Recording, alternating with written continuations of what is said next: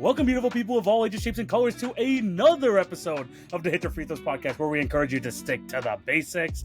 I'm one of your co-hosts, TV, aka TV on basketball, alongside my co-host Jay, aka Knockdown Jay. How's it going, my guy? And more importantly, how's it feeling, my guy? Oh, man, we're doing a lot better after the flu game episode, bro. Still a little sniffly here and there, but I cannot complain. We are sticking to script in terms of what we've had going on over the last couple of weeks with the rankings of the WNBA coverage, and I've been really excited. We were supposed to record yesterday. We both ran into some hiccups, but today, we get to get into it. And TV, this might be our hardest list so far. I thought the point guard list was hard, bro. It might be up there with the point guard list. If not, it's going to be crazy, especially because me and Jay, obviously, we had to talk about what constitutes a small forward and all that. We had to go with that back and forth. But we have a list. We're going to be going through that list today. Obviously, we're going to go through all 5 positions. The top 10 players, though, I just realized we're going to finish this off with the top 10 players eventually, and that's going to be definitely going to be interesting for the top 10 players we have in the league. But yeah, we have the top 10 list, and off today's episode, we're going to go through the rest of the WNBA Midseason awards, which we got the DPOY, we got Most Improved, and we got Coach of the Year. So it should be a good episode, Jay. Super exciting, and we're going to get right into it very shortly. But before we do that, we do have to plug our socials. Make sure you follow our individual socials at TV on Basketball, at The Routine Jumper. Those links can be found in the description down below.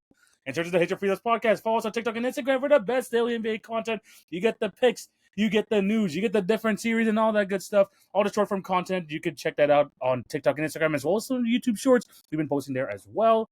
In terms of YouTube, let's go to YouTube now. Make sure you like, share, and subscribe, and hit the notification bell so you will not miss an episode. That's where you can find all of the visual long content with all the episodes and all that. And if you want to listen, just like on your mornings, on your way home from work or school and all that, you can also listen to our podcast at work, Spotify, Apple, leave a review, hit the subscribe button, all that good stuff. We appreciate all of y'all's support. Jay, you ready to get into this? It's going to be another action-packed episode. Yes, sir.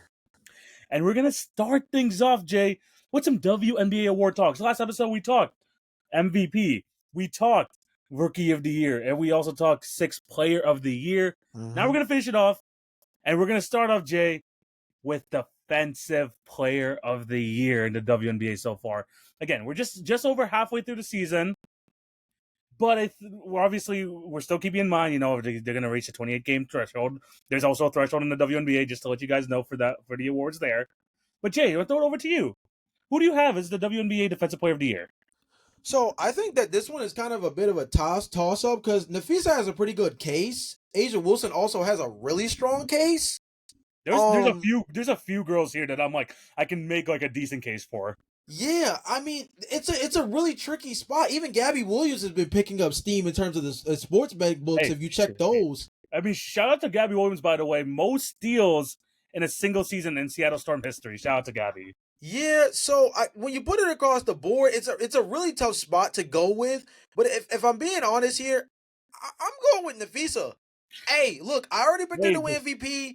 Now, the tricky part is going to be this injury is going to sit her down for a little second. And we all know that recency bias can really affect things when it comes to these award races towards the back stretch when it's the what have you done for me lately. And there's going to be at least a couple of games where she's out of sight, out of mind. Right now, she's the clear favorite at minus 300. But again, Alyssa Thomas is one of those players that's also in the mix as well. When you look across the board, there's a handful of different players that are in this mix to really make some noise, and she doesn't have that much of a cushion that makes her space safe when it comes to that right now. So you're gonna go Nafisa Collier gonna go for the double award, and Jay, I'm gonna agree with you here. I'm gonna go with Nafisa Collier also winning Defensive Player of the Year, leading the league in stocks. And Jay, what's going to really help Nafisa's case? Obviously, the defensive versatility, the fact that she could defend multiple positions, the fact that she's actually like causing turnovers and all that. Yeah, she's on the number 1 defense in the league, and I think that if anything, that's by a wide margin. The number 1 defense with the Minnesota Lynx. But the thing is with this award, and this is what makes it hard with the NBA as well. Like which direction you're going to go with people like Asia, like Asia, Nafisa, even someone like Gabby Williams. The counting stats are there. Yeah, as well as, and then of course, Asia and like Nafisa have been like some of the best defensive players over the last couple of years. Yeah, but I was also thinking like Ezzy Magabor, one of the best defensive anchors in the league so far this year. I want to give some love to Alana Smith, who was the defensive anchor for the Minnesota Lynx themselves. Like a lot of these girls deserves their mention. But I'm gonna agree with you with Nafisa Collier. we talked about. I mean, one of the best offensive seasons in honestly, Jay, you can even say that WNBA history, one of the best like offensive seasons for sure. Yeah, And definitely. mixed it in with being one of the best defenders in the league. I know she's going to be out 1 to 2 weeks with this injury. Hopefully, it's not going to be too long. She's still going to reach that 28 game threshold. But we just know the versatility of what she could do.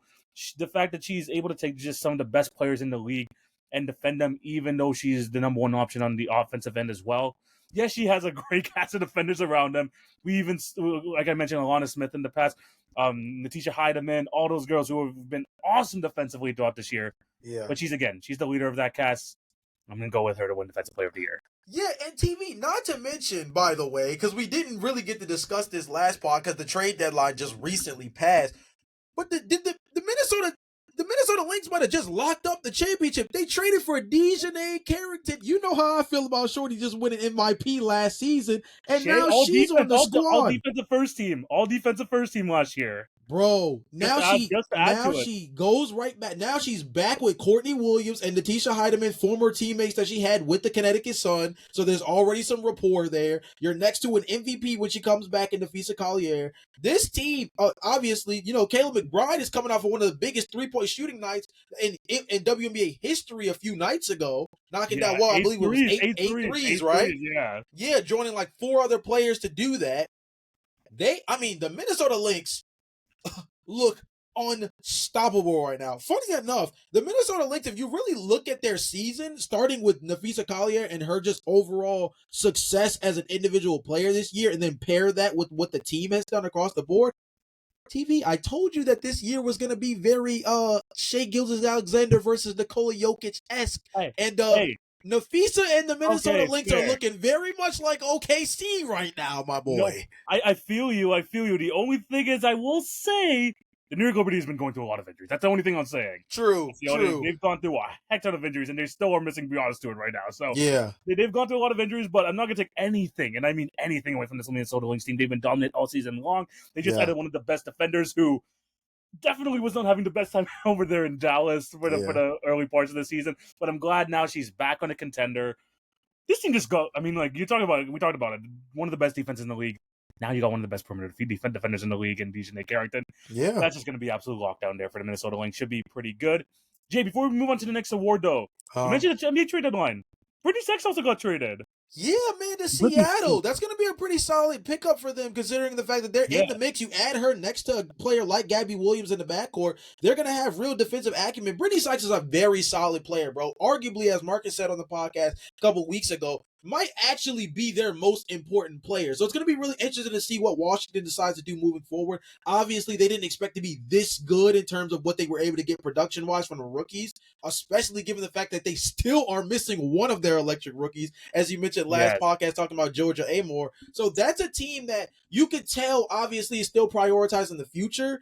I'm very surprised to see that it was Brittany that was moved, given the fact that if you remember our conversation on pod, that was not the player we thought was going to be on the move for the Washington Mystics. So given the fact that this team is kind of decided to maintain the youth, it'll be interesting to see how they proceed moving forward for the rest of this season and what they want to do when it comes to that, because this team is still really, really good across the board, even with Sykes not on the roster. But she was a real linchpin, and that's going to be something that's going to be hard to replicate on the floor. Aaliyah Edwards is still on the roster, which is like everyone thought that she was going to be traded by the time the trade deadline comes around. She's staying, which makes me have hope as a Toronto Temple fan that she might just be able to, that she might just go straight into the expansion draft and we can pick her up. Bring the Canadians home. Bring in the Kia Nurses. Bring in Aaliyah Edwards. Bring them home, man. Bring them home. But yeah, the Washington Mystics, the only thing I will say about them, yes, Brittany Sykes was arguably their best player so far this year.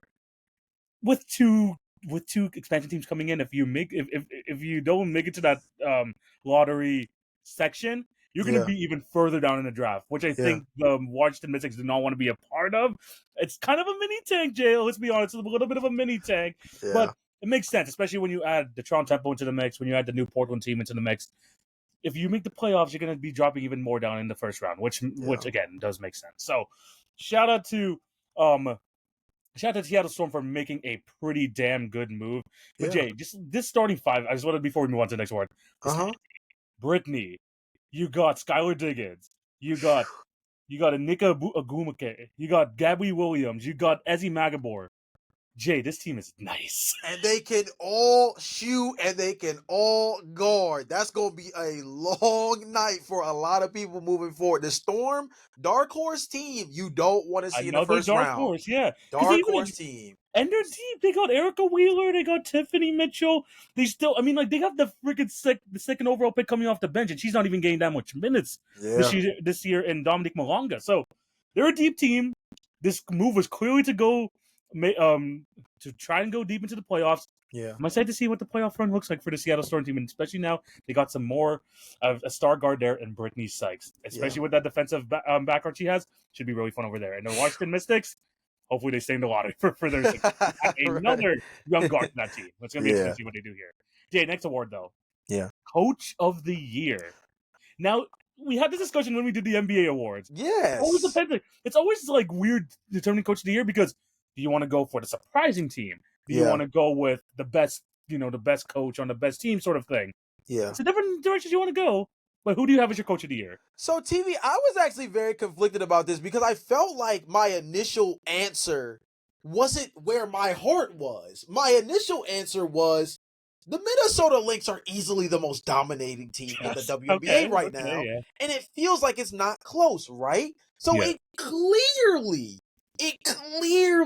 should lean in that direction, right? And then I sat on it a little bit longer and thought to myself, really sat down and thought about it and said, but the spirit of this award is the impact that coaching has on uplifting your roster, right? That's the way I went. Yeah, this Minnesota Lynx team is very, very talented, right? They're coming off of making the WNBA Finals and being a game away from getting the job done. Yes. And they just got even more talented. So, TV, my new answer, my actual answer, is Golden State Valkyries head coach Natalie Nakase. I love that. Yes. I love that.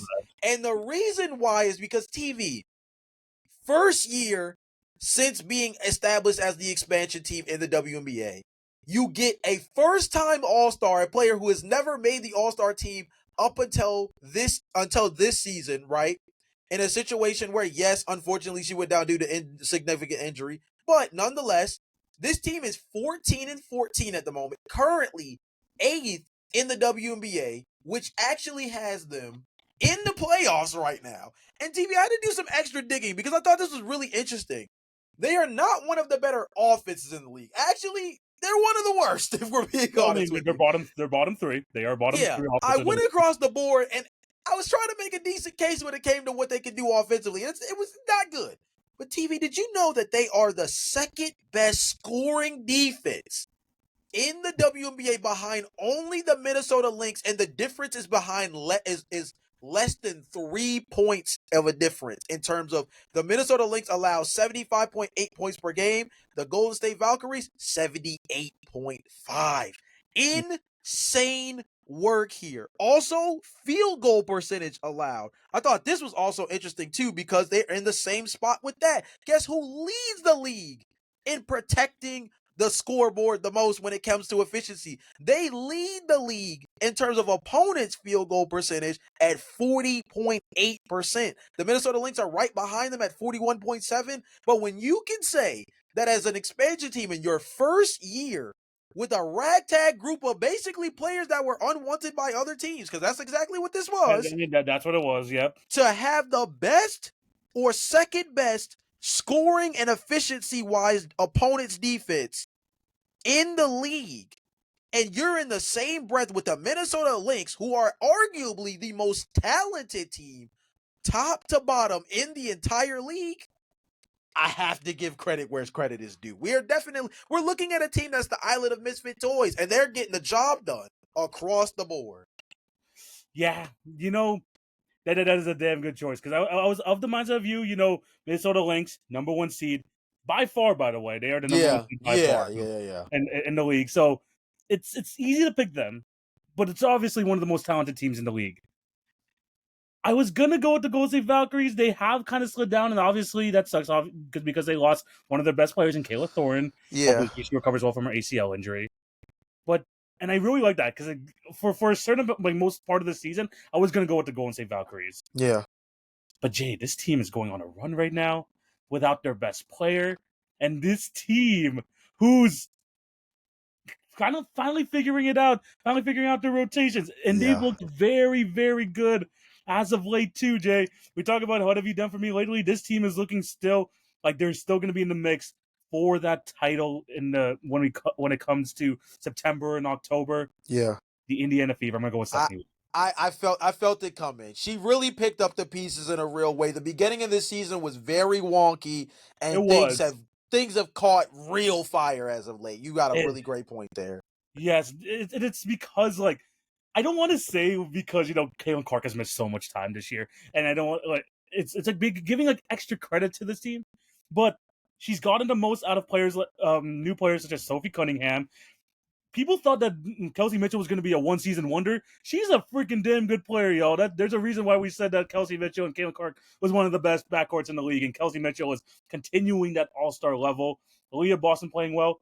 And Jay, she has turned Ari McDonald's career completely around and made her like obviously she had to start a lot of this year because of the Caitlin Clark injury, but come to playoffs, probably one of the best six men in the six women in the entire league. Yeah.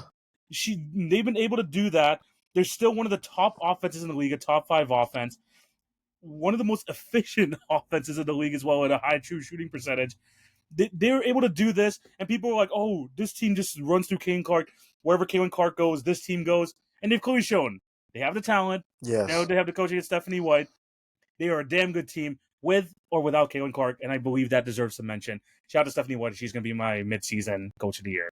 Yeah, no, I mean, I think that's a great point by you too, right? And I think the Ari McDonald point is actually the greatest representation of the coaching acumen, right? Because you're talking about a player who was bouncing around for a while, and actually for Ari, this is a former All-American player here, right? And an offensive guard that can definitely be an engine for an offense off the bench or in league spaces. She was a midseason acquisition. Yes, and more particularly, yes, and more particularly, if you remember, she was basically on the NBA version of an Exhibit 10, and she played really well in that initial groin injury for Caitlin Clark, and then she was kind of, the Exhibit 10 ended, she was let go, kind of floating around in the water here and there. Yeah, and then they had to release DeWanna Bonner anyway. So yes, I was gonna say the DeWanna Bonner situation actually kind of opened the floodgates to run it back again. TV, this is the 4th highest scoring offense in the league. Yes. Despite the fact that Caitlin has missed significant time this year. That is a testament not only to their depth, of course, being something huge, and I think you pointing out Kelsey Mitchell's improvement from last season to this season, being able to be even more prolific as an on-ball scorer, building off of, again, what could have been a one-hit wonder season. And then on top of that, again, like you said, with bringing in a player like Ari McDonald and really being able to maximize her on-ball scoring ability, because that's where we saw a lot of that threat from, right? Was the fact that she's able to shoot the balls at a high level. She's able to attack closeouts at a really good rate. And she's a really good player as a driver, especially. And they were able to maximize that in a real way. She's not the facilitator that Caitlin is. She's not. Yeah. And she's not the three-point shooter that she is. But the offense is still able to click in such a high way that it's active and efficient. And it's one of the better ones in the league, as I mentioned beforehand. That has to be a testament to coaching, especially when you look at it where this team, we use the word heliocentric in the NBA, right? Yeah. This team, in a sense, can be very heliocentric with Caitlin Clark on the floor, even though she's a facilitator. You look at Caitlin Clark, and although the talent in the WNBA scales up, you think about what her skill set is, and it screams Trae Young, right? It may scream, I can get 10 assists, but I'm going to pull from 30. I'm going to pull from 40, and you're going to have to respect me from here. I can be a 25 point per game scorer, and you're going to have to respect my ability to do it from all 3 levels. And then it's going to come down to what can I do in terms of getting my other teammates involved and getting the right people around me that can maximize the skill sets I have. A la what the Atlanta Hawks have been able to do over the last season and a half, right? Mm-hmm. It's very, very similar. But in this case, I would say that the Indiana Fever have exploited the fact that people believe so much in that heliocentrism by Caitlin Clark that now they've got the league completely flipped on its head, because who do you guard? Who do you guard straight up on this team anymore? They have a lot of different shooters, a lot of different offensive weapons, and they are in the mix to be a team that when they get all the way right, I don't know, bro. First round. Again, another team. Just don't want to see him in the first round. Hey, I mean, and the thing is too now with the Indiana Fever, they were a bottom three defense last year. They got a better coach in there. They got some more defensive, playmakers over there, especially with boys like Sophie Cunningham and all them. Uh-huh. Like, this is a good team, and now they don't feel the pressure of needing to rush Caitlin Clark back, Back. have her ready Yeah. before the postseason because they've been playing very well, and now they had two All-Stars on their team. Should be looking good for the Indiana Fever, and I want to attribute a lot of that to Stephanie White doing fantastic in her first year as a Yeah. member, as a coach of the Indiana Fever, returning after 8-9 years now away from the Fever. So yeah, shout out to Stephanie White. Great Okay, we name. go to the final award, and we're going to be discussing the most improved player. Yeah. Different ways you can go. Again, same thing when we talk about the NBA most improved. There's different ways you could do it. It's like the star, going to the superstar type jump. It's the out of nowhere surprise award. But Jay, I want to hear where you're going to go with this. Who do you have as your most improved winner? Yeah, man. So the Georgia boy in me wants to go with Alicia Gray, and the sports bucks are leaning towards her. But when you actually look at the statistics, yes, she's improved in terms of just what she's been able to do on the floor from a tape perspective. But if you look at the statistics, she's been this consistent player over the last 3 years with the Atlanta Dream. She's been this all-star caliber guard that can lead an offense and has improved as a three-point shooter. I mean, shoot. She was one of the most dominant players in the skills challenge and three-point shooting contest as it gets in terms of being a player that just overall has the entire package at the guard position. Also a former Rookie of the Year as well. Yeah, she has the resume that says that she deserves to be in the spotlight that she's in. So with that being the case, the real winner, in my personal opinion, is LA Sparks big woman, Azura Stevens. Come on, bro. Jumps from 9.6 points per game to 15 points per game. Gets 8.4 boards, 2 assists, nearly a steal and a half, nearly a block and a half a game. Is shooting 57% from 2. Also, 42% and almost 43% from beyond the arc on almost 5 attempts a game. TV. And let's throw this in here because it's very important, because she also is maximizing opportunity, because we have to remember a lot of her ability on the floor this year to get so much activity as an offensive player primarily is because, let's be honest, Cameron Brink is just now returning to the floor.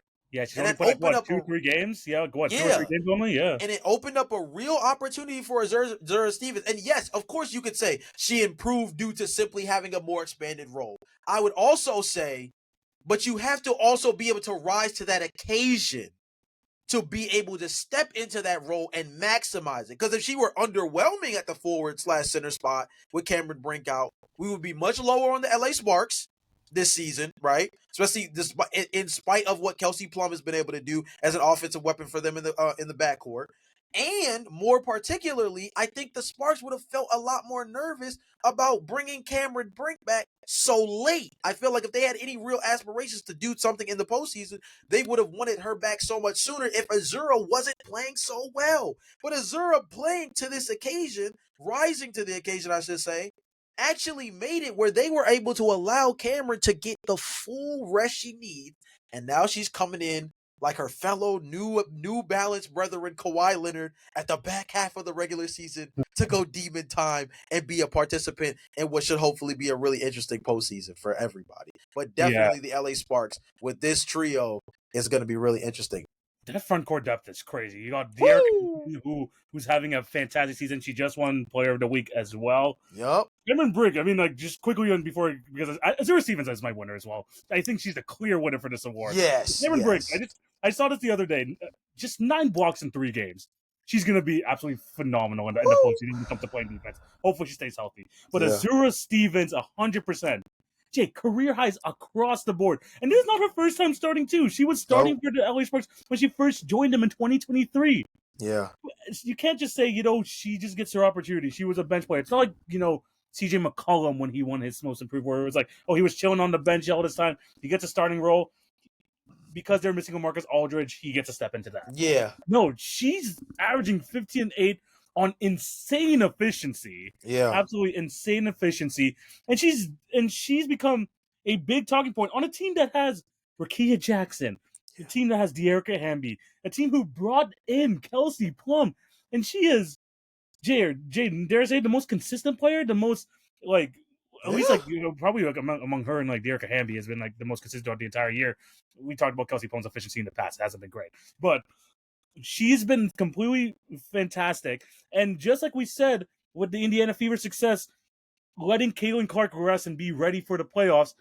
Like you said, Cameron Brink was able to rest because of how good Azura Stevens was, and to the Yeah. point where Cameron Brink, you're probably going to have to end this season on the bench, not because of your talent, but because we want to bring you back slowly from this ACL injury. And Yeah. we got something good going here in our starting five. They're only a few games back from the playoffs, Jay. Yeah. After a really slow start to the season, they're only a few games back.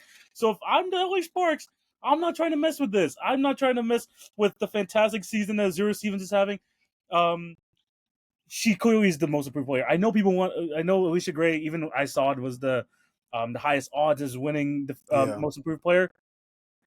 I feel like that's more of a John Morant sort of case where you're like, okay, he Yeah. jumped from this to this, and I get it. I told you, there's one way. There's multiple ways you can win this award. Yeah. But Azura Stevens, surprise factor, being able to step in a big way due to an injury, and being able to maintain her spot maintain her spot too, Jay. Yeah. All that combined, she deserves to be most improved player this year. Yeah, I think the best way to put it, and it's funny because the jump from 9 to 15 points is actually very, very similar, if not identical, to this player that I'm about to mention.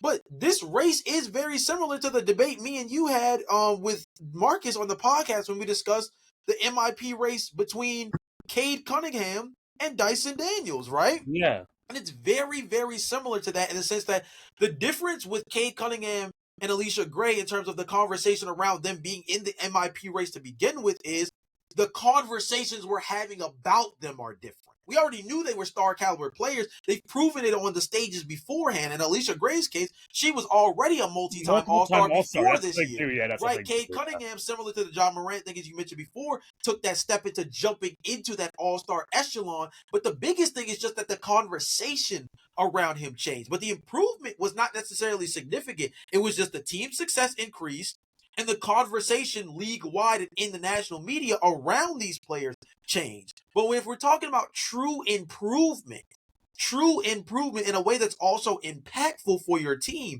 Dyson Daniels, or in this case, Azura Stevens, are the better representation of truly stepping into a role, growing within that role, and it impacting the team in a way where, like you said, this LA Sparks team, despite a rough start to the year without one of their better players, their second year superstar at the forward spot, they are now only a few games away from being in this mix for the postseason. And now that they have Cameron Brink back, Kelsey Plum's playing really well. Rakia Jackson, as you mentioned beforehand, is coming off of, I believe, a 25-point night just recently herself. Yeah. This is a situation for the LA Sparks where they are starting to have everything click at the right time. And again, like you said, you made a really good point about bringing back Cameron Brink slowly. Again, Azura Stevens' season is what allows that to happen so smoothly, as opposed to you feeling this urgency to rush back your star player because you feel like you need somebody to kind of put all the pieces together or kind of be the glue to keep everything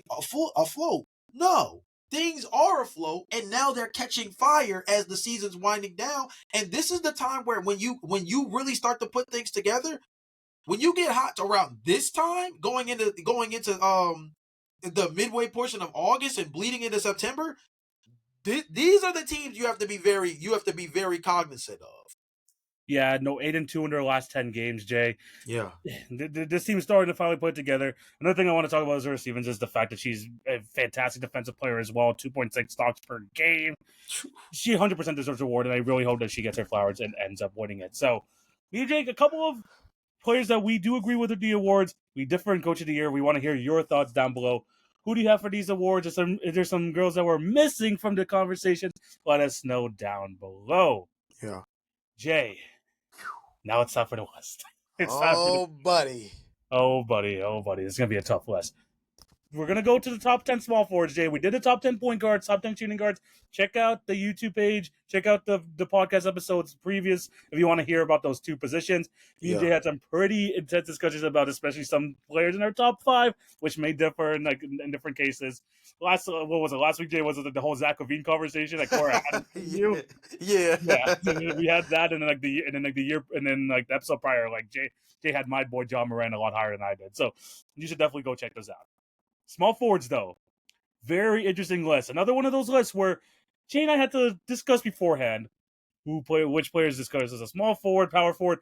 It's right in the middle, so it's definitely had some versatility. How hard did you find making this list? This was super difficult. I mean, once we finally narrowed it down to who the threes and who the fours were, it started to straighten things out a little bit more. But then again, the part that was the most difficult is you have to think about what the value of the 3 position is, right? I would say that the most influential position in the NBA is the guy who can play between the 3 and the 4. And that versatility space is so important. So when we were able to nail down who a true 3 was, it really changes your perspective around what you want. Do you want a lead ball handler? Do you want a guy who can operate as a 3-and-D wing? Do you want a guy who mainly is a defensive specialist? It kind of all comes down to what you favor, but unlike the guard position, this is one where I think you have to factor in the defensive capability of guys a little bit more than those guard spots, right? You might give a guy a nod for being a high-level defender at the guard position, but it's not as valuable to be an elite-level defender at the guard spot. A la why a lot of people were not big on Marcus Smart winning DPOY so many seasons ago, right? Is because the impact, or even the Dyson Daniels argument this past season, was the idea that the guard position particularly is just not as influential defensively as in other positions. Yeah. But this position, the 3 spot, with the versatility that you can get at the 3 position to guard 3s, 4s, and even small ball 5s, because we saw a certain person who was on this list even play the 5-man spot a few games during the season. Yep. It just changes your whole value system around what the 3 position is really supposed to be built off of. And I ain't gonna lie, man, that made it kind of hard to put this list together. Definitely hard.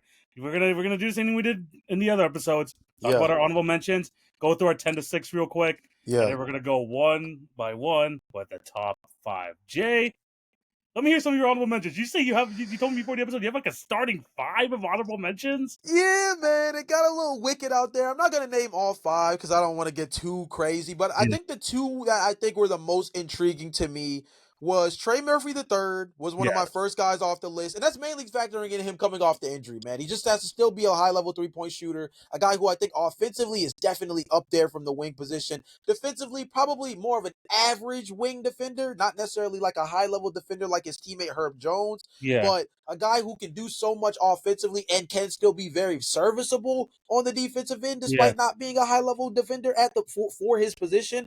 And then the other guy that I have to throw in, and I'm not going to lie, I wanted Cam Johnson to be here, but TV, I got to give my boy Denny Avdia some love, man. Thank you. I had to throw him as my next guy in this honorable mention. Bro. Yeah, man. Last year, he just showed so much off of building from his last few seasons with the Washington Wizards as a defender. He's a guy who I think in Portland has been able to show a lot more on-ball chops. He's a guy who I think, when you think about him as a ball handler, which was so much of the conversation around him when he was first drafted, is a guy who can handle the ball and increase your pace of play. He's a guy who can really push the ball, and when he plays with athletes like a Matisse Thybulle, like Shaedon Sharpe, and guys like that, he just gives you a real chance to like juice your transition because he's just that good of a guy in transition, both as a ball handler and as a finisher. Denny Avdia is a guy who I think on a real contending team could be a real force as a two-way player. Not necessarily, still not a really good three-point shooter. We're still working on that.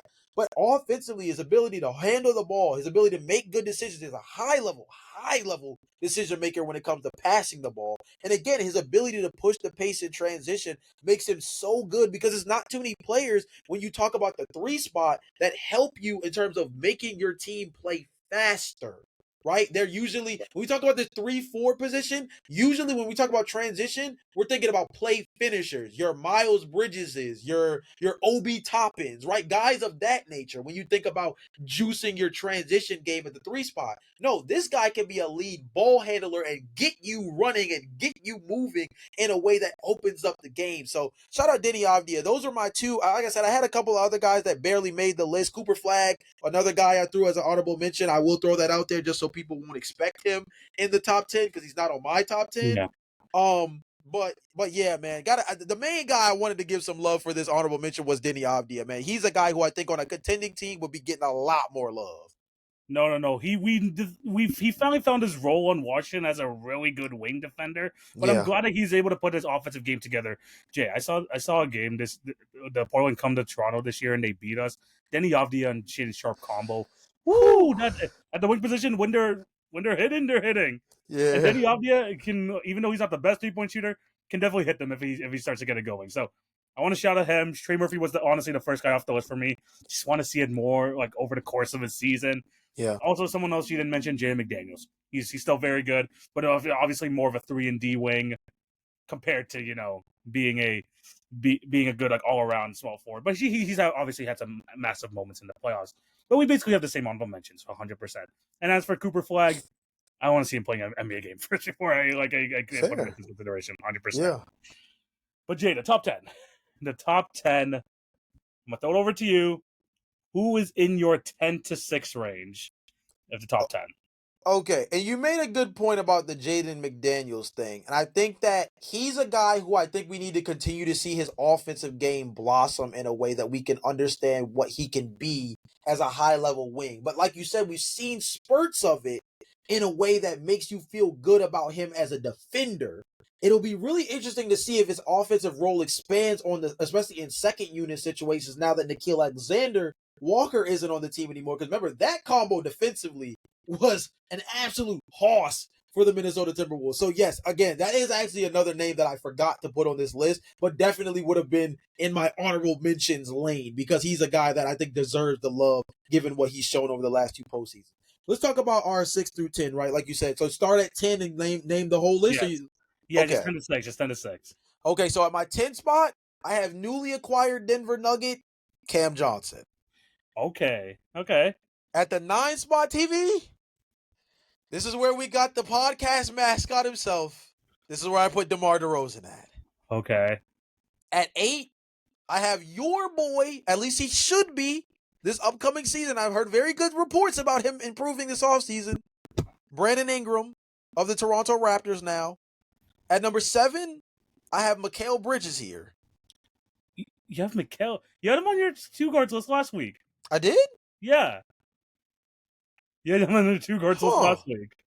Did we? I thought we moved him to 3 because we had OG Anunoby as a 4.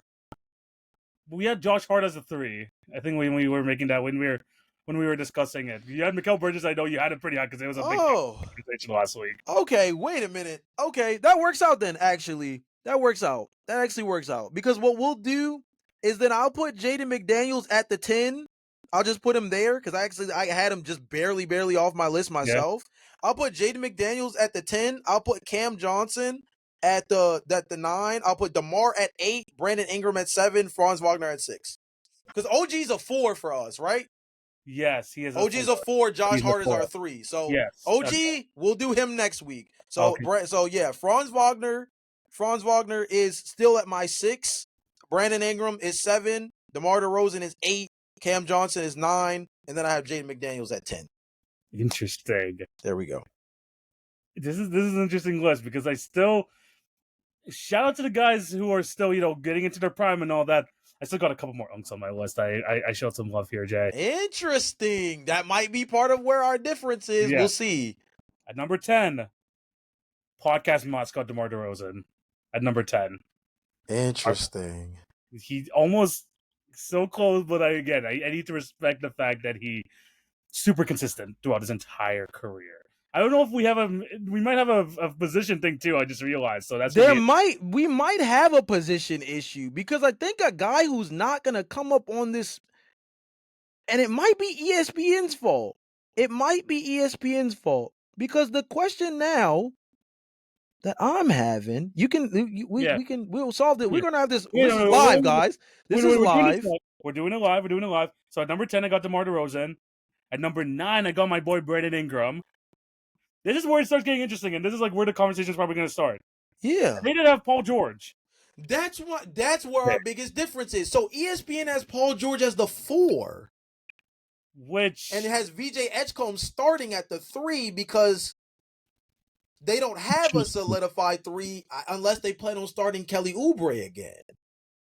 It's if you want to put him as a 4, I don't mind. But if again, we'll talk about this on pod. I know we're doing this wrong, but if you want to if you still want to put him on your 3s list, that's fine. But I have him at number 8. At number 7, Jimmy Butler. I have Jimmy Butler at 7. Okay.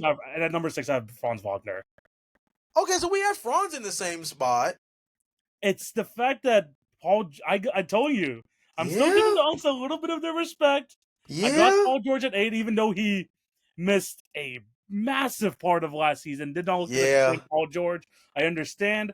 But seasons prior, a whole offseason to recover, I think we're still going to get at least like a 70-80% of Paul George, who is still a very good 3-man in this league. Jimmy Butler, as much as the regular season production has gone down, still one of the better playoff performers we even seen this past postseason. I'm still going to give him his respect, even though he is definitely on the other side of 30. But those are my 10-6.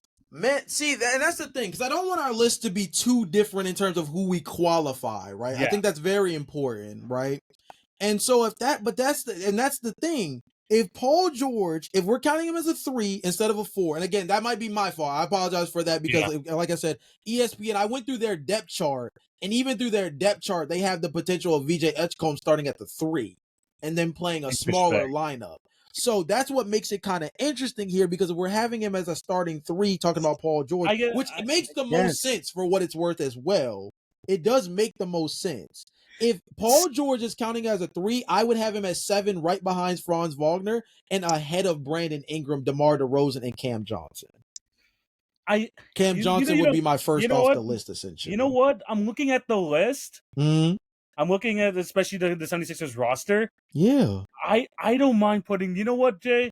I'll be the one to switch things up. We'll move Paul George to our 4s list. Okay. We'll move to our 4s list. So that means Brandon Ingram gets moved up for me. Okay. DeMar DeRozan gets moved up for me. Okay. And at number 10, screw it, I might be projecting a little bit. Give me Trey Murphy.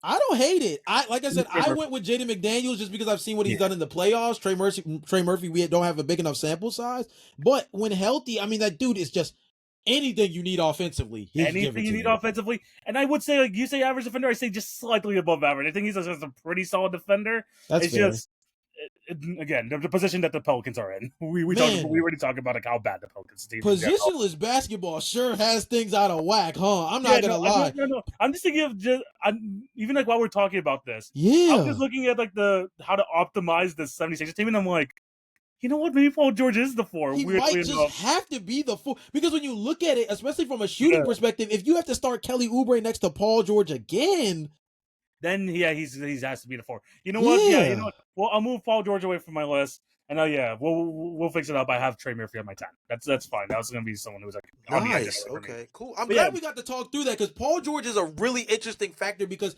even on the 4s list, he's going to be a really weird guy to place. Oh yeah, where are you going to place Paul George? Yeah, we'll get to that. But my biggest question, Jay, Jimmy Butler not on your list at all is an interesting one. He's actually next. Oh, whoa. Okay. He's actually, I believe. Okay, so this is my running theory, because again, everybody has to remember, we're doing this list going into the 2025-2026 season. I believe this is my running theory. Okay, this is one of my tinfoil hat theories of the upcoming season. I feel like we try our best to like really prop up the Warriors every single year. And now this is like our chance to do it with Jimmy Butler. Yes. So this is my running tinfoil hat conspiracy theory going into this upcoming season. I always have at least like 2 or 3 of these going into the upcoming season, and this one for me is Jimmy Butler is always an interesting character during the regular season. We know that, right? Of course, when it comes to the Miami Heat, he's always been a player that kind of tends to coast during the regular season and then raises play during the postseason. But I believe when you factor in particularly the short deadline that this team is on, they have 2 years. Remember, Jimmy Butler, Draymond Green, Stephen Curry, all signed for only another 2 seasons before all becoming unrestricted free agents at the same time. And likely we'll see the end of the career of all 3, or at least 2 out of the 3, more than likely by that time frame. Which means we have a very, very short window of Jimmy Butler with this team. But more so, to add fuel to the fire, Jimmy Butler is finally free, right? And we saw, remember the first 2 weeks of Jimmy Butler in a Golden State uniform right out the gate after finally getting what he wanted? I mean, you got those 2 weeks and you got the entire first round. Jimmy Butler was back to Jimmy Butler. Yeah, man. This dude, I'm just saying, when Jimmy is happy, right? He said, I'm no longer happy here in Miami, right? I'm just saying, when Jimmy's a happy camper, he's a different kind of Himothy, bro. He's a different kind of Himothy. He is 100%. I respect you having him at 5. You know what? I like that. And I think every single year, I mean, I think we say this with Steph Curry back in the day. We said this with the returning Klay Thompson back in the day. True. But it's the last dance. It truly is. And you have to think about it. When it comes to Jimmy Butler producing on this stage with this caliber of team, I don't think we're going to see another version, not even just of the Warriors, right? Because that, of course, we already understand that timeline. But where's the world where Jimmy Butler is a top 2, top 3 player on a championship caliber team after this run? This is it. And I think he's going to make the most of it, because I think the guy we saw in the 2020 bubble who laid his life down to be this close to winning a championship, I think with this level of urgency and understanding the weight that's on the shoulders of the Golden State Warriors over the next 2 years, and this being one of those 2 years, by the way, right? It's not like they got 2 more seasons after. No, this is their first full year. Is this year and next year? That's it, yeah. I think he's going to rise to the occasion. I think he understands the magnitude of the moment. And I think especially in this Western Conference, I think a lot of people are going to come out of this year saying the team that comes out of the West is going to be the team that wins the championship. And I think that when you talk about your 5 most dangerous guys in a postseason setting, Jimmy Butler has to be somewhere in that group.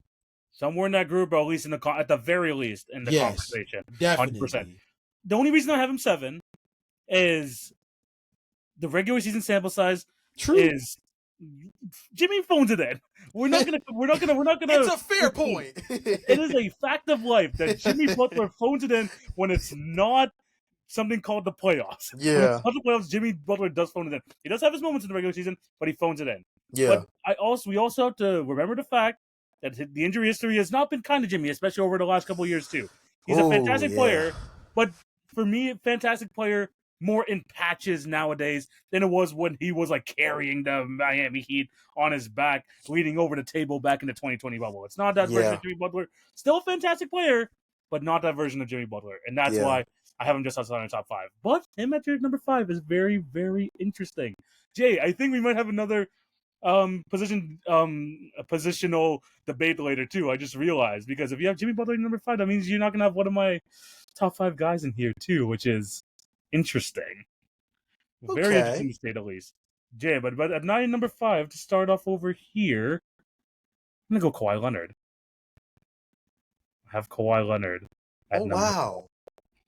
And you know how much I will continue to glaze this man. Yes, that's why I'm so surprised right now. It's a version. It's the same thing with Jimmy Butler. Same thing. Same sort of argument when it comes to Paul George. It's Kawhi Leonard is a top 2-3 player in the postseason, but I can't just keep saying that at his best when we get peak Kawhi Leonard, because when I keep saying that, it means that we only get patches of this. This is not as consistent as we have seen through years past. He's a top 5 small forward, Jay. This is the most healthy Kawhi Leonard we've seen in years. Yeah. Do I consider this to be maintainable? Hopefully. Fingers crossed. And we talked about this when the Clippers made the deal for Bradley Beal. They're fingers crossed hoping that this team can hold it together for a full 82 games plus the playoffs. And a big contingency on that is Kawhi Leonard. We've seen that he could still guard some of the best players in the league. We've seen that in moments he could still be the number one guy for the Clippers. But at 34, 35 years of age, cannot be heavily reliant on to do the same thing. Unfortunately. And I love the guy.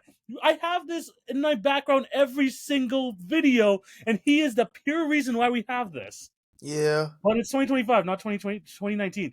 And the argument that, if we get a healthy Kawhi and we get a healthy James Harden, this team is going to be a dark horse contender in the West. We saw last year. We had a healthy Kawhi. We had a healthy James Harden. They still weren't able to get it done. And I think that is more of an indication of to see where they are in their careers. Kawhi Leonard's very good. I still have James Harden as a borderline top 5 point guard. But some guys have jumped him, Jay. Unfortunately. And you have him this is at 5? This is your 5? This is at 5. This is my 5. I don't hate it, but I'm so surprised that I'm higher on Kawhi than you. It's going to be interesting. So we're going to go into number 4. It's not by much, but still. Okay. At number 4, Jay, you say your number 4, and I'll say my number 4, then we'll go into it. Mine's is Jaylen Brown. Mine's is Jaylen Brown. I have Jalen Williams. Okay, maybe we do have a positional discrepancy, because what? I have J-Dub. What? He was the 3 for most of the year. No, I have J-Dub here, but 4? Oh, interesting. Okay, so we both have the Jalen's. Yes. We both have the Jalen's. Okay. Mine is Jaylen Brown at 4, though. Okay, let me hear your thing with Jaylen Brown. Okay, let's hear it. So my thing, again, I think the most interesting part, and again, we're going into next season. We're talking about what next season means. And to me, I think that Jaylen Brown, the thing that I want to see is how he can be. We wanted to see this for years. We just never thought it was going to be in a Celtics uniform. That's okay. I was going to say, right? There was a real possibility, but on another team. Yeah, we never thought we would see this situation in a Celtics uniform, but we now get the opportunity to see Jaylen Brown as the lead guy. And I'm just really interested to see what that looks like. He is a model of consistency as a scorer. That much we know, especially as a slashing wing. He's one of the best slashers in the NBA, and it's hands down, not even close, definitely top 10 as a guy who can finish as a slashing driver, right? But the handle is dicey. Decision-making with the ball as a passer is always questionable. A guy who I kind of wonder whether you can run real offense through. We saw that when it was my turn, your turn with him and Jason Tatum. It was one of the least effective versions of offense we've seen in the NBA, despite how talented they are. And now it's only Jaylen Brown. Of course, yes, you have Derek White as a floor spacer. Yes, you have Peyton Pritchard. You have Anthony Simons, who's a really good floor spacer and a good guy who can slash and attack the basket. But let's be real. They don't have Al Horford anymore. They don't have Kristaps Porzingis. They don't have the defender in the backcourt that is Drew Holiday, right? That's going to put a lot more onus. Yeah, and if he was wearing red and black, I trust him a lot more. But something about him wearing green and white just makes me feel like he's not going to be the guy I expect him to be, TV. With that being the case, I just really wonder about Jaylen Brown as a number 1 option. It's something we've never seen before, and maybe he can prove me wrong, but it's just something that, although, yes, there's a difference between him being a number 1 option and Jalen Williams being a number 2. But I fear that Jaylen Brown is going to be exposed significantly at the position as a guy who cannot be a tide that raises all boats as a lead guy, in a way that I think Jalen Williams at a number 2 shows his versatility, where even though we know he might not be a guy that's a number 1, he's so good of a number 2 that he could be a number 2 on any team. I don't think you can make Jaylen Brown a number 2 on any team. I think he's a really great number 2 on this team, and I don't know if I trust him as a number 1. I know Jalen Williams can be a really good number 2 on the Oklahoma City Thunder, and I know because of his positional versatility, particularly as a defender, that he can be a damn good number 2 on a lot of other NBA rosters across the NBA right now, and I think there's 29 other teams that would be happy to have him as the number 2 option, given the fact that he's shown so much in such a short period of time in the league right now. Yeah, you know what? I like the argument. I have him at number 4. Again, he's still one of those top guys for me. Jalen Williams for me, fantastic number 2. He has shown that all NBA defensive level player, all NBA level player, as a matter of fact, all-star this year, played a massive role in the finals. he had his moments in the playoffs. You got to remember the second and third one was a Yeah, little bit dicey there for that's J a good Dub, point. but he definitely picked it up, especially when it came to the finals. I love the sample size we got from him this year, especially going deep into the playoffs. We still have multiple playoff series where we had to question whether him being a number two was fully deserved. He fully proved it on the playoffs. I wanted to Yeah, see a bit more of that, where Jaylen Brown has gone to trenches multiple times. He is still an NBA champion, a NBA Finals MVP, as a matter of fact, and he is still. And I'm going to talk about him a bit later, but he's still. I think people underestimate his offensive ability. Yes, he is best as a number two next to Jason Tatum when he is handling the ball most of the time. But Jaylen Brown is still an elite scorer, and I want that to be known. But Jalen Williams, this is where I'm gonna. This is my time to talk about how great he is. Awesome defender, yeah, very much improved 3-point shooter, and the thing is about him, and what I love about his role with the Oklahoma City Thunder is that he can get a bucket when he wants to, doesn't need to. Just doesn't need to, especially when you have Shai Alexander, who is going to want to have the ball in his hands a lot of the time. And you want the ball to be in his hands a lot of the time. And Jalen Williams can feed off that. He can use his energy on the defensive end. He is just a fantastic all-around player. The only reason why he's not a little bit higher, I just wanted to see it for a bit more longevity. That's it. Just a little bit more fair. longevity. It's very close with him and Jaylen Brown, but I gave the edge slightly to the older Jalen. just a little bit more. That's fair. I don't really have any trepidations with it per se. Like, I like the idea of you kind of factoring in that Jaylen Brown just has more reps at being this guy, right? And Even if it's not necessarily. he's been a friend at this point. I think we've been saying he's been an awesome number two. It's just the way the Celtics offense was running was just not conducive to long term NBA Finals basketball as seen until they got Joe Mazzulla. Yeah. But in this Joe Mazzulla system, when Jason Tatum's healthy, still arguably the best two in the league. Still arguably, and I think people. And I know it's been 1 year. I know it's been a year since we won a championship, and I know we've seen just how good Jalen Williams could be. Yeah. I just don't want to put that away because Jaylen Brown is a damn good basketball player. I think that's fair. We'll get into Jalen Williams a little bit more later because he's gonna come up a little bit later for me. But hey, man, the best way for me to put it when it comes to Jaylen Brown, and the reason why I put him at the 4 spot is, again, I just think I want to see it within this setting. I feel like we've been calling him a number two for so long, and now we're getting the opportunity to see him as a number one option. I think he fits the role of a number two on this team. I think that's the thing. I don't want to call him like the Draymond Green of the Boston Celtics in the sense that if we saw him in any other setting as this number two, I don't know if we would feel the same way we feel about him. But I think that seeing him as a number one will give me the answer to that in terms of whether or not he's a guy that you can move around on other teams and still be this effective. Because, again, positional versatility is so important when you're talking about the 3 spot. He only really guards 1s, 2s, and 3s. And I say only like that's not half the positional scale. But he guards mainly the 1 through 3, which is primarily his main targeted positions. He's not necessarily a guy you want to be your lead ball handler per se in a lot of situations. I know a lot of people talk about his left hand and stuff like that or whatever. Not the most proficient 3-point shooter, much more reliant on mid-range game and slashing ability, which is his main bread and butter. And there's no disrespect to that. One of our top 10 guys towards the bottom end is DeMar DeRozan, lives in the mid-range area. Yeah. And is still one of the most elite players at it, right?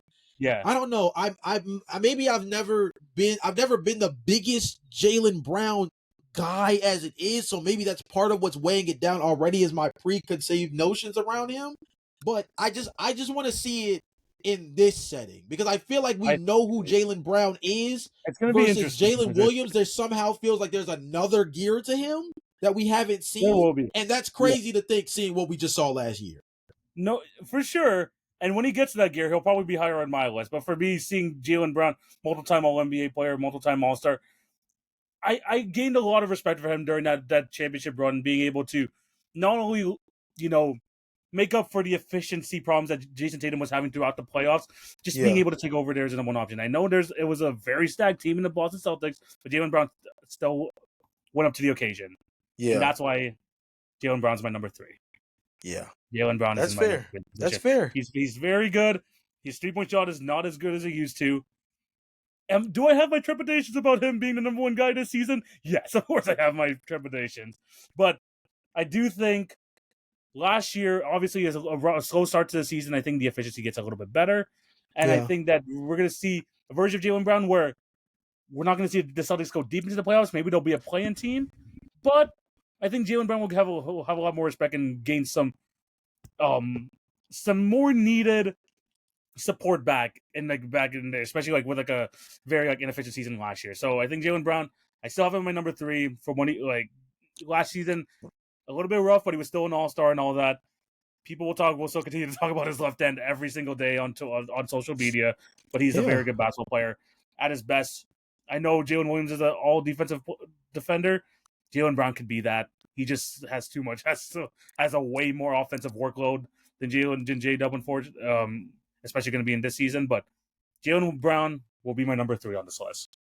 So that's the interesting thing about it, right? Because now I'm thinking about it, and you still I have a feeling who's going to be our guy.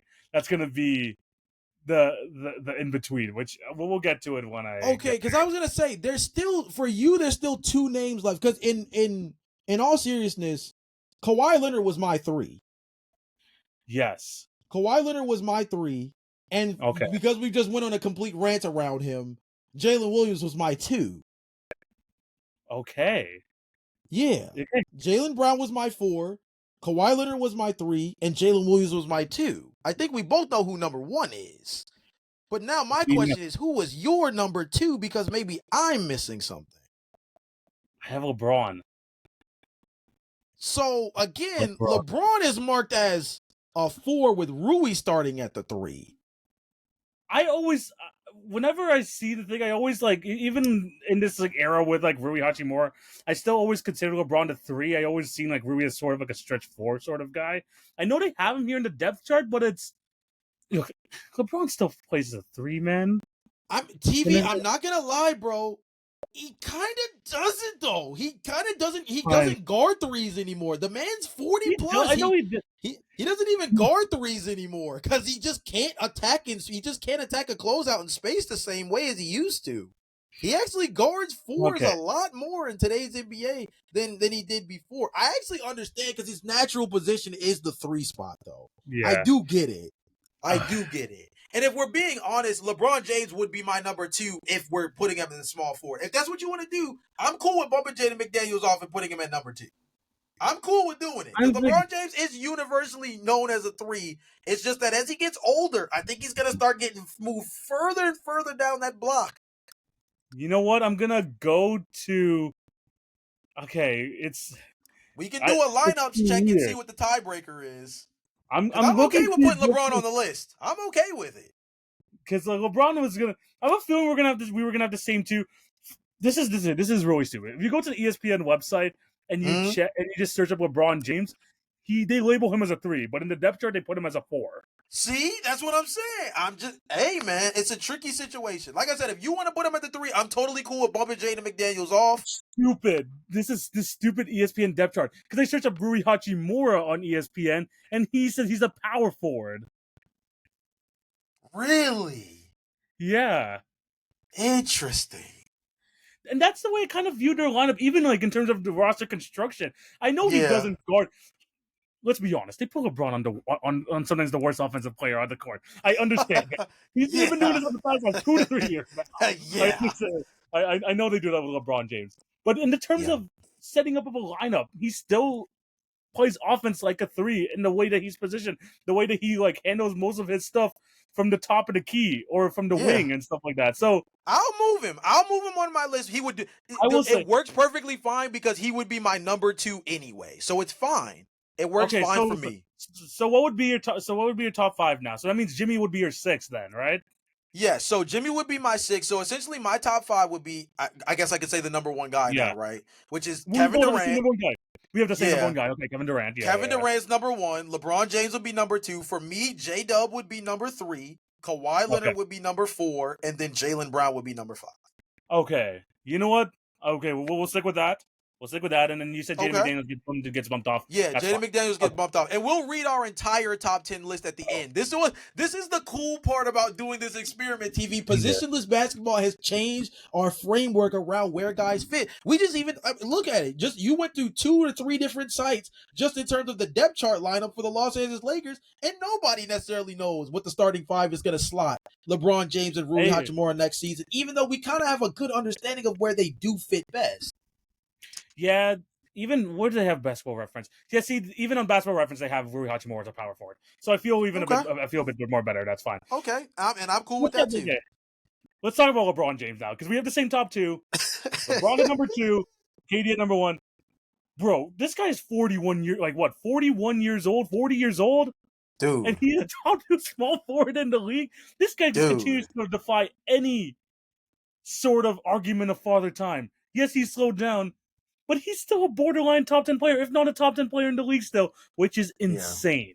Yeah. I mean, last season, I believe we had him just barely cracking the top 10 when we did our list, right? Yeah, I think I think we had him in that bottom 5. We kind of had to start kind of propping up some of these dudes who are really starting to, like, carve a name out for themselves. And I think this season, he might barely be out of it. He might barely be, like, in it. We'll see when we finally get the top 10 and sit down and really do the math on it. But for me, it's like it's the same point I made when I was talking about Steph Curry versus Jalen Brunson, for example. Yeah. It's like until the dude's cliff shows up, I gotta keep paying the man respect. He hasn't fallen off the cliff yet. The only thing that's ever slowed him down is injuries, which has pretty much taken out just about any NBA player in any real way in terms of zapping he's them. He's played 70+ games the past 2 years. Even injuries are minor to him. He's still playing majority of the season. Yeah, this is still a guy who's an all-NBA caliber player, even at 41 years old. The 3-ball has improved for him over the last 2 seasons. I believe he shot nearly 40% last season. Am I correct? 38% last year, 41% the year before. Like, he's dare I say, a knockdown 3-point shooter? Yes, this is and if I'm not mistaken, right, it is on about 6 to 7 attempts per game, right? It's pretty decent volume. 5.8. Okay, 5.8. So closer to 6. Closer to 6 attempts per game. That's really, really good volume for a guy that once upon a time in his career, the scouting report on LeBron James was to dare him to shoot. Now, as he's improved in age, he's become a knockdown shooter. Pair that with his ability to see the floor in such a good way, he's still one of the most dangerous players in transition. We all know that. As an above-the-rim finisher. Even still. I mean, the guy is still just an absolute hoss. I don't know how any other way to put it. LeBron James is still, like you said, a borderline top 10 player in the NBA, and you can't be a borderline top 10 player in the NBA without being somewhere in the top 2 to top 3 at your own goddamn position. And LeBron James is definitely in that mix. And that's why he sits right there comfortably at number 2 for us. We will have this conversation every year about him. Smartest player in the league. Still one of the most physically imposing players. Jay, we've seen him hit 2 crazy posters this year. Have some crazy putback dunks. The athleticism is obviously lower than it used to be, especially in the Miami Heat days. This man was flying back then. But still has that extra oomph in his step. Still a fantastic passer. Very much improved 3-point shooter. And he's just doing this at age 41. Like Jay mentioned, he has, until I see him take a significant step back, I cannot put him anywhere not number 2 or number 1 on this list. Yeah. It's insane. And the thing is, the number 2 and number 1, like we mentioned, are guys who are just holding onto that position for dear life, and they're still playing at like the highest level at their age. Well, LeBron James at age 41, you still have him leading teams to playoffs. You still have him as one of the best passers in the league, one of the smartest guys in the league. Sure, you have to put him in probably the worst offensive player on the court at times because those old man knees will get everyone. But at the same time, he's continuing to do this year in and year out and have a impeccable impact on this Los Angeles Lakers team, giving him a chance every single year. I know Luka Doncic is there now, but LeBron James, it still should be considered top 10, borderline top 10 in a lot of people's eyes in the league. That's why he's in my number 2. Definitely. But at number 1, Jay, Kevin Durant. Slim Reaper, the Durantula, in his mid to late 30s, moving on to a completely new team, still the best small forward in the league. Talk to me about KD. TV, last season, which was considered a down year given the fact that the Phoenix Suns were in absolute shambles all of last season, Absolute Kevin shambles. Durant went on to average 26.6 points per game, 4.2 assists, 6 rebounds, peep the efficiency. My boy shot 43%, which is the second best of his career from beyond the arc, on 6 attempts per game, which is actually better than his career high year, which was his first season with Brooklyn. He shot 45% on 5.4 attempts. Men shot 52.7% from the field. That's like center numbers. And more particularly, this guy from 2-point range as a primarily mid-range shooter shot almost 58% from 2-point range with an effective field goal percentage of almost 60%. Again, that is center-like efficiency as a primarily jump shoot heavy offensive generator. He's still unguardable. He's still unguardable. Insane. He's still unguardable, Jay. To this day, Kevin Durant is still one of the most unguardable players in the league. I don't care how tall you are. I don't care how good of a defender you are. When Kevin Durant reaches that peak at the top of his jump shot, no one's blocking it. No one can barely get a hand on his face because of how good of an offensive player he is. He still has one of the most deadly mid-range jumpers in the league, arguably the best mid-range jumper in the league. He's obviously still in the mix with, Shea, DeMar DeRozan, but he's up there. He's 100% up there. The three-point shot's still there. The defensive effort, Jay, we're going to see another level of defensive effort from Kevin Durant, especially on this Houston Rockets team. And we saw how good of a help defender he could be as a member of the Warriors, and for short periods of time as a member of the Brooklyn Nets. He was fantastic in that role. You mix that with still being one of the best offensive players in the league, one of the best offensive players of all time. And Jay, this man's coming off of and this guy had 2 Achilles injuries in his career? Yo. And he became still the same guy? It's a testament to how good of a player he is. You can have all the arguments about you want saying, oh, this is not his rings, yada, yada, yada. You can't take away the fact he's still one of the best offensive players of all time. The fact that he's still at this age and still basically the same dude, maybe not going to be able, we say this about LeBron, we say this about other guys, you're not going to be able to put him on wings in the league anymore because, his athleticism is kind of behind him. But he still has a little bit of jump in his step. He still has an unguardable jumper. And he's been in the league for almost 2 decades and no one has been able to figure him out. And we're in 2025. Plain and simple. And he's going to be able to do this, and we're going to see continue to see the efficiency from him, and we're going to see even a better defensive player version of him as a member of the Houston Rockets. I hope he continues to be this good because he's been doing it his entire career. Yeah, I think that Houston Rockets situation is going to revitalize him, especially like you said as a defender. Being able to play next to guys like Tari Eason and Asar Thompson, anytime they get out in transition, it's death nail. Because now you have to pick your poison. You have 2 guys, and Asar and Tari Eason, who are absolute dangers when it comes to running towards the rim as lob threats or just finishing around the rim in general. Or you have to pick your poison with getting the jump shot from Kevin Durant in transition. So good freaking luck. And that doesn't even count for the fact he's a really good free safety type defender who can be a good, end-to-end, defender. I think a guy who is a high level, rim defender / shot blocker for his position as well. I think he's a good guy when it comes to being a secondary contest type of small forward. I think he's just a really important cog to certain defenses because he's a dude who, with his length, his athletic ability, he still has a little bit hanging on to. You can trust him in space to be able to guard at a high level, and then, like you said, gets to come back to the other side and give you 30. It's tough. It's tough. Yeah. Jay, we talked about this on multiple occasions with Kevin Durant, and there's not much to be said. I feel like we've had this conversation about Durant for, like I mentioned, almost 2 decades at this point. This guy has been one of the best players in the league for that long. But in terms of a star, being able to take his skill set, to take him as a player, and put him on any team and he'll fit. The permeability of Kevin Durant is just unheard of in terms of a superstar player like himself. Because we talk about Luka Doncic, we talk about SGA, we talk about LeBron James, and how they are fantastic players, they're superstar players, they deserve to be number 1 options. But when you bring them in, you bring in a certain system. You bring in something that builds around them. You don't build around KD. Because whatever you do, all you have to say is give him the ball and good luck. Good luck to the other team, at least, because he can play off ball, he can play on ball, he can defend. he could play out of the post. He could do anything you want him to do, and he'll do it not just at a great level, not just at a very good level, but at an elite level every single year. And Kevin Durant just continues to do that. It's plain and simple. He is still that good, and that's why he's number one on both our lists.